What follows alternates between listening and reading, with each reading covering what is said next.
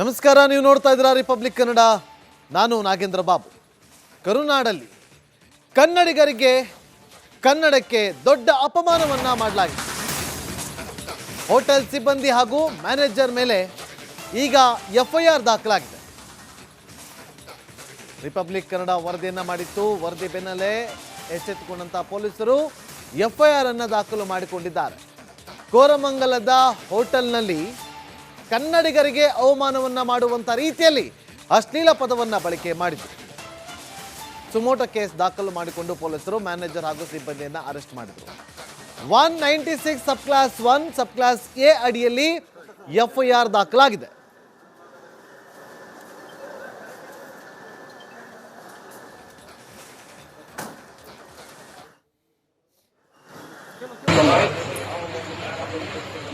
ನೋಡಿ, ನಿಮಗೆ ಬ್ಲರ್ ಮಾಡಿ ತೋರಿಸ್ತಾ ಇದ್ದೀವಿ, ಯಾಕಂದ್ರೆ ಅದನ್ನು ನಾವು ತೋರಿಸೋದಕ್ಕೆ ಬರೋದಿಲ್ಲ. ಕನ್ನಡ ನೆಲದಲ್ಲಿ ಇದ್ದುಕೊಂಡು ಇಲ್ಲಿನ ಅನ್ನ ನೀರು ತಿನ್ಕೊಂಡು ಇಲ್ಲಿ ವ್ಯವಹಾರವನ್ನು ಮಾಡಿಕೊಂಡು ಬಿಸ್ನೆಸ್ ಮಾಡಿ ಕನ್ನಡಿಗರಿಗೆ ಅವಹೇಳನ ರೀತಿಯಲ್ಲಿ ಅಶ್ಲೀಲ ಪದವನ್ನು ಬಳಕೆ ಮಾಡೋದು, ಅದು ಡಿಸ್ಪ್ಲೇಯಲ್ಲಿ.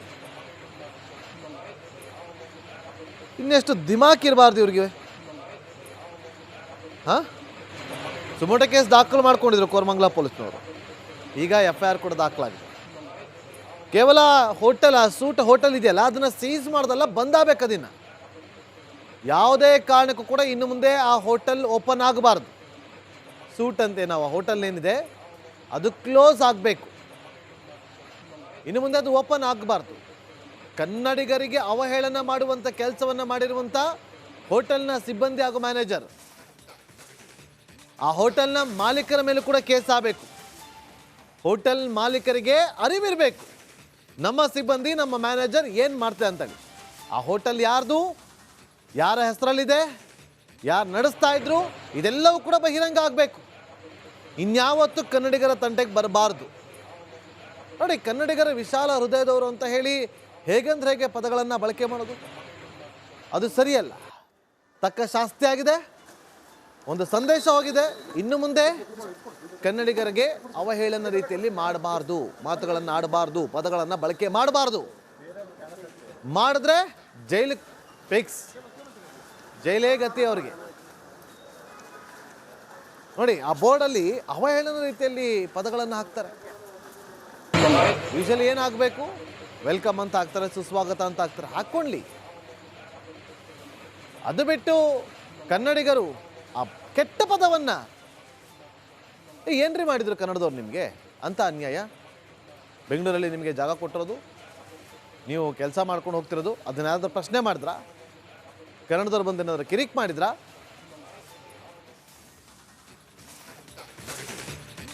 ಇನ್ನು ಕನ್ನಡ ನೆಲದಲ್ಲಿ ಕನ್ನಡಿಗನೇ ಸಾರ್ವಭೌಮ. ಆದರೆ ಇಲ್ಲಿಂದಲೂ ಬೆಂಗಳೂರಿಗೆ ಬಂದು ಇಲ್ಲಿನ ಅನ್ನ ತಿಂದು ಕನ್ನಡಿಗರನ್ನು ಕೆಣಕುವ ಕೆಲಸ ಪದೇ ಪದೇ ಆಗ್ತಾ ಇದೆ. ಇದೀಗ ಕೋರಮಂಗಲ ಹೋಟೆಲ್ನಲ್ಲಿ ಕನ್ನಡಿಗರನ್ನು ನಿಂದಿಸುವಂಥ ಡಿಸ್ಪ್ಲೇ ಬೋರ್ಡ್ ಹಾಕಿ ಅದೇ ಡಿಸ್ಪ್ಲೇ ಅವಮಾನವನ್ನು ಮಾಡಲಾಗಿದೆ. ಇದು ಕನ್ನಡಿಗರನ್ನು ಮತ್ತೊಮ್ಮೆ ಕೆರಳಿಸುವಂತೆ ಮಾಡಿದೆ. ಒಂದು ವರದಿದೆ, ನೋಡ್ಕೊಂಡು.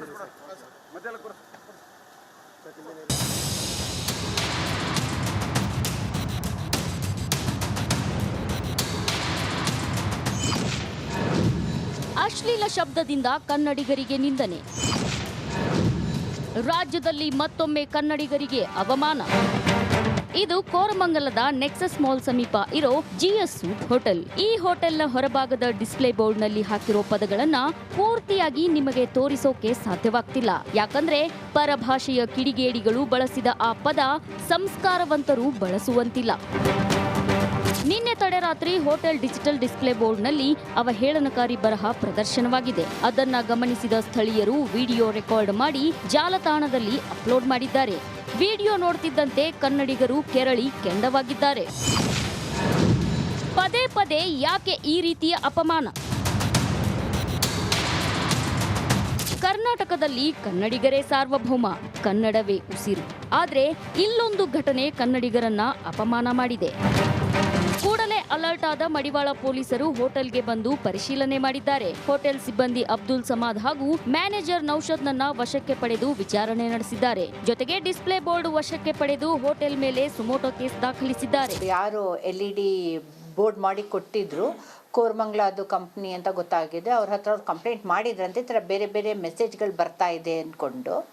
ಆದರೆ ಈ ಮೆಸೇಜ್ ಯಾರು ಹೇಗೆ ಜನರೇಟ್ ಆಯಿತು ಅನ್ನೋದ್ರ ಬಗ್ಗೆ ತನಿಖೆ ಆಗುತ್ತೆ.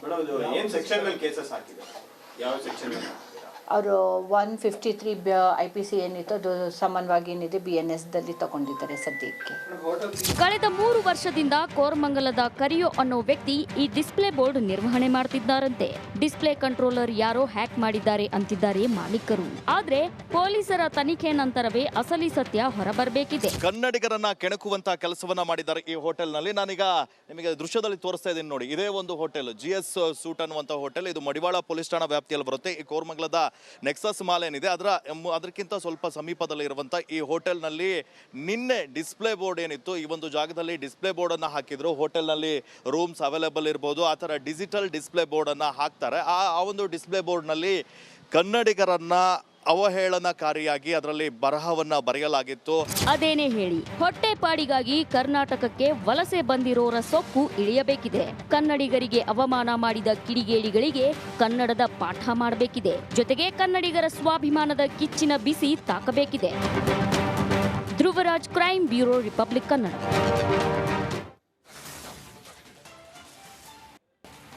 ನಮಸ್ಕಾರ, ನೀವು ನೋಡ್ತಾ ಇದ್ದೀರಾ ರಿಪಬ್ಲಿಕ್ ಕನ್ನಡ. ನಾನು ನಾಗೇಂದ್ರ ಬಾಬು. ಕರುನಾಡಲ್ಲಿ ಕನ್ನಡಕ್ಕೆ ದೊಡ್ಡ ಅಪಮಾನವನ್ನ ಮಾಡಲಾಗಿದೆ. ಹೋಟೆಲ್ ಸಿಬ್ಬಂದಿ ಹಾಗೂ ಮ್ಯಾನೇಜರ್ ಮೇಲೆ ಈಗ FIR ದಾಖಲಾಗಿದೆ.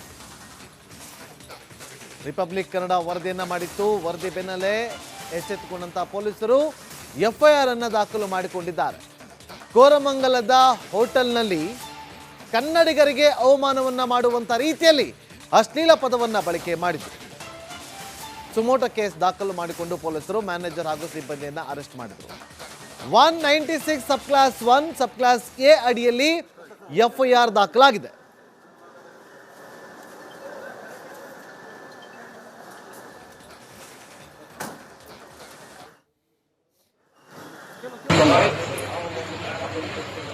ನೋಡಿ, ನಿಮಗೆ ಬ್ಲರ್ ಮಾಡಿ ತೋರಿಸ್ತಾ ಇದ್ವಿ, ಯಾಕಂದ್ರೆ ಅದನ್ನು ನಾವು ತೋರಿಸೋದಕ್ಕೆ ಬರೋದಿಲ್ಲ.